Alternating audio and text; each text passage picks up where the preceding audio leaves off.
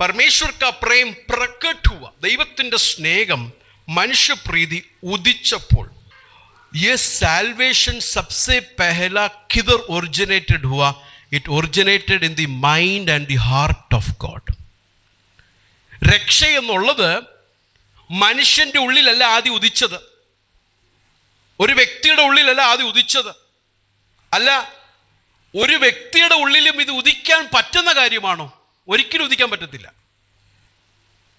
क्या एक इंसान के अंदर ये उद्धार प्रकट हो सकता है किसी के माइंड में? या the wisest person, the greatest brain in the world, उसके मन में ये प्रकट हो सकता है that somebody will come from heaven and he will live and he will die on the cross and he will give salvation? ये प्रकट हो सकता है? ഏത് ബുദ്ധിജീവിയുടെ ഉള്ളിൽ ഈ കാര്യം ഉദിക്കുമോ? ഏതാ?